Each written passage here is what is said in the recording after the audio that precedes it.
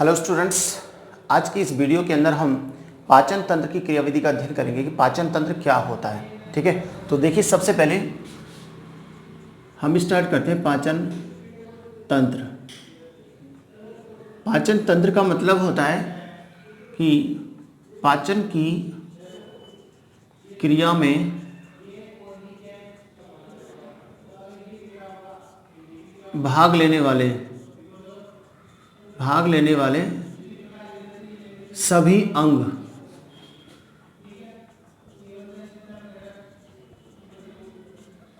परस्पर मिलकर क्या बनाते हैं? पाचन तंत्र का निर्माण करते हैं। यानी शरीर में उपस्थित वे सभी अंग जो भोजन के पाचन की क्रिया का कार्य करते हैं, वो सभी अंग परस्पर मिलकर के जो तंत्र बनाते हैं वो कौन सा होगा? पाचन तंत्र होता है। ठीक है, हम बात करें यहाँ पर पाचन का, तो जीवों के शरीर के अंदर जो पाचन की क्रिया वो दो प्रकार की होती है। एक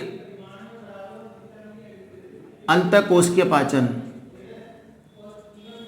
एक होती है अंतःकोशिकीय पाचन और एक होता है बाह्य कोशिकीय पाचन।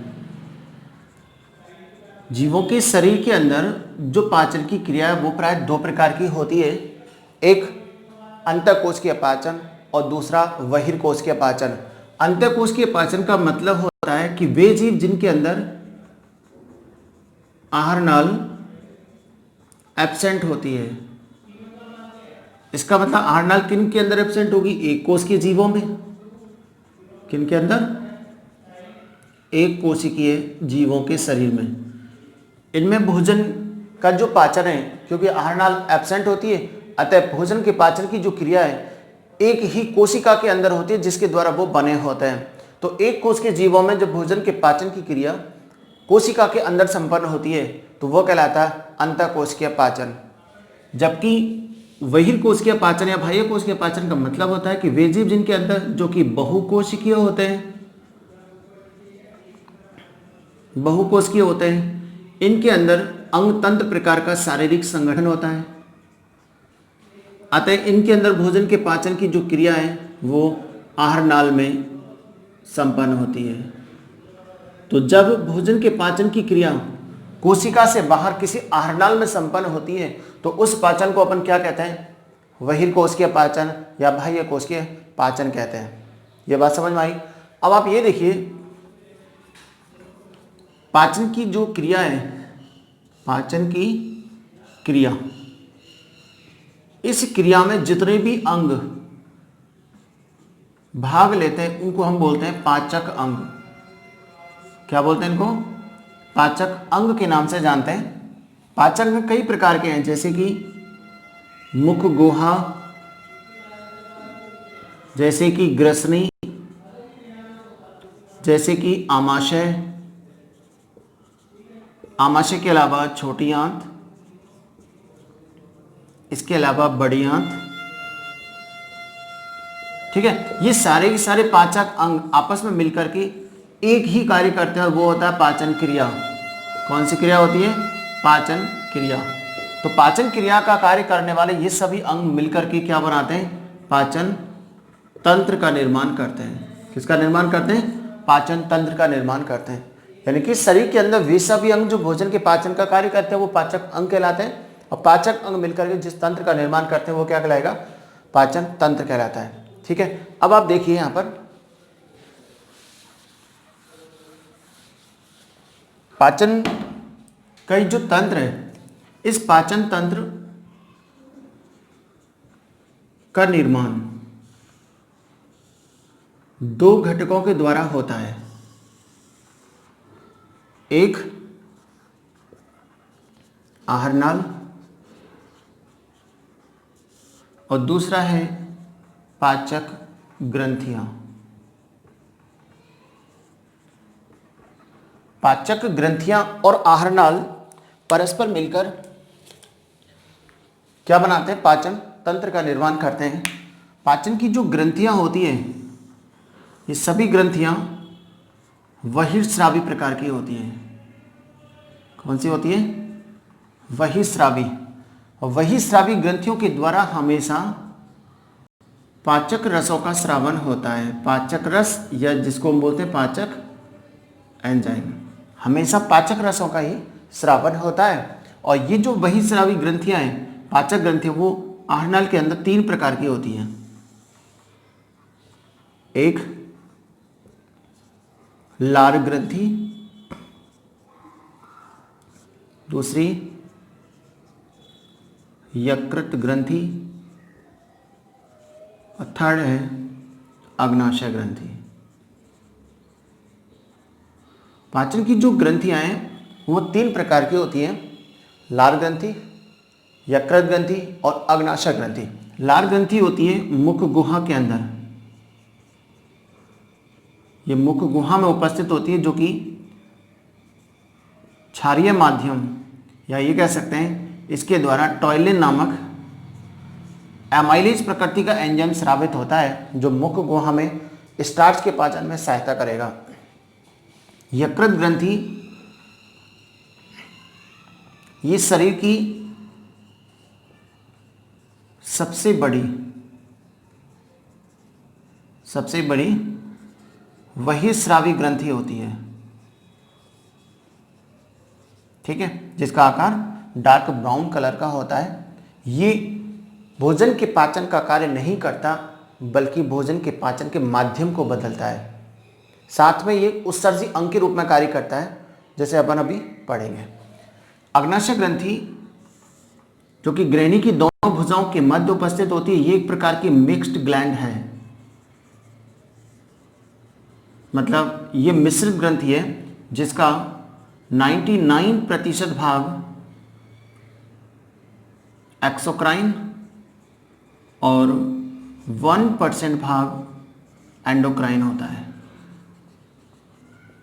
ठीक है। अब हम देखते हैं आहारनाल। आहारनाल की हम यदि बात करें तो मनुष्य के शरीर में पूर्ण विकसित आहारनाल उपस्थित होती है। कौन सी? पूर्ण विकसित। पूर्ण विकसित का मतलब होता है ये मुख से प्रारंभ होती है और गुदा तक फैली होती है। कहाँ से कहाँ तक? मुख से स्टार्ट होती है और गुदा तक फैली होती है, जिसको अपन बोलते हैं पूर्ण विकसित आहारनाल। इस आहारनाल का जो विकास होता है वो आद्यांत्र के द्वारा होगा। भ्रूणीय परिवर्धन की अंतिम अवस्था, जिसे अपन गैस्ट्रुलेशन को बोलते हैं, कंदुक भवन कहते हैं। कंदुक भवन के अंदर जब 3 क्रिया के फलस्वरूप जब 3 भ्रूणीय जनन स्तरों का निर्माण होता है, तो मध्य में एक कैविटी बनती है, जिसे अपन बोलते हैं आर्केंट्रॉन, आद्यांत्र। आद्यांत्र के द्वारा आहारनाल का विकास होता है। इसका मतलब ये आहारनाल एंडोडर्म द्वारा आवृत होती है, ठीक है। मनुष्य के शरीर के अंदर जो आहारनाल होती है, ये आहारनाल कुंडलित लगभग 4.5 मीटर लंबी होती है, परंतु व्यक्ति के मृत होने के बाद, मृत अवस्था में आने के बाद ये जो कुंडलित आहारनाल है ये शिथिल हो जाती है, लूज हो जाती है, जिसके कारण लगभग 6 से 7 मीटर लंबी हो जाती है, ठीक है ना। तो ये आहारनाल के बारे में हम बात कर रहे हैं। आहारनाल के अंदर कौन कौन से अंग होते हैं उनके बारे में भी देखें अपन। देखिए, आहारनाल के अंदर सबसे पहले स्टार्ट होता है मुख। मुख के बाद आता है मुख गुहा, या इसको बोलते हैं जो कि मुख से लेकर ग्रसनी तक फैली होती है, इसलिए मुख ग्रसनी गुहा। तीसरा पॉइंट आता है इसका ग्रसनी। चौथा पॉइंट आएगा इसका ग्रासनाल। पांचवा आता है इसका आमाशय। आमाशय के बाद आता है छोटी आंत। छोटी आंत के 3 भाग होते हैं। एक होगा ग्रहणी डियोडिनम, दूसरा होता है मध्यांत्र जिसे जैजुनम कहते हैं, तीसरा होता है इलियम जिसे क्षुद्रांत्र कहते हैं। उसके बाद आता है इसका बड़ियांत भाग। इसके भी 3 भाग होंगे, सीकम, कॉलन और रेक्टम यानी मलाशय, और इसके बाद लास्ट आता है इसका गुदा द्वार, यानी मलाशय आगे चल करके गुदा के द्वारा शरीर से बाहर खोल जाता है। ठीक है, अब यहां पर देखिए सबसे पहले हम स्टार्ट करते हैं, मुख क्या होता है। मुख नासिका के नीचे दो ओष्ठों से घिरा हुआ एक अनुप्रस्थ दरार के रूप में जो एक छिद्र रूपी रचना होती है उसे हम कहते हैं मुख। मुख जो चारों ओर से दो होठों के द्वारा घिरा हुआ होता है। इन ओष्ठों पर रोम एब्सेंट होते हैं, लेकिन इसमें लेबियल ग्रंथियां पाई जाती हैं, ओष्ठीय ग्रंथियां पाई जाती हैं, और इन ओष्ठीय ग्रंथियों के द्वारा स्रावित जो श्लेष्मा होती है वो श्लेष्मा होठों को हमेशा नम और चिकना बनाती है।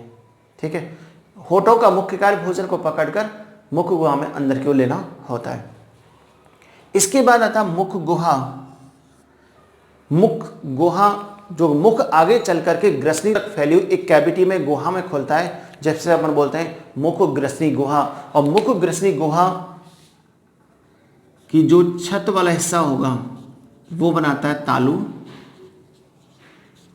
इसके अलावा इसकी जो फर्श होती है ये बनाता है जीभ, और इसका जो पार्श्व दीवारें होती हैं, पार्श्व दीवारों का निर्माण करेंगे इसके दांत और मसूड़े। ठीक है ना। जीभ जिसमें उपस्थित विभिन्न प्रकार की स्वाद कलिकाएं भोजन की स्वाद का अलग अलग प्रकार की स्वाद का अनुभव कराती है। जीभ निचले जबड़े से एक तंतुनुमा रचना के द्वारा जुड़ी हुई रहती है, जिसे बोलते हैं फ्रेनुलम। ठीक है, जो जीभ को मूवमेंट कराने में हेल्प करता है। इसके अलावा ये जो तालु है ये मुख गुहा की छत अर्थात ऊपरी जबड़े के अंदर उपस्थित होगी। इसमें पाए जाने वाली जो उभारें होती है जिन्हें बोलते हैं वेलम पैलेटाई, तालु वालियां, जो कि भोजन को चबाते समय भोजन को बाहर निकालने में बाहर निकालने से रोकते हैं, यानी बाहर निकलने से रोकते हैं। ठीक है, शाकाहारी जीवों में तालु वालियां ये कम विकसित होती हैं, जबकि मांसाहारी जंतुओं में तालु वालियां अधिक विकसित होती हैं। इसके अलावा जो ये पार्श्व दीवारें हैं, पार्श्व दीवारों का निर्माण दांत और मसूड़ों के द्वारा होता है। किसके द्वारा? दांत और मसूड़ों के द्वारा होता है। तो ये जो एक इंट्रोडक्शन हमने इस वीडियो के अंदर देखा है, इस इंट्रोडक्शन के बाद जो हमारी नेक्स्ट वीडियो है कि उसके अंदर इस पूरे आहार नाल की स्ट्रक्चर को हम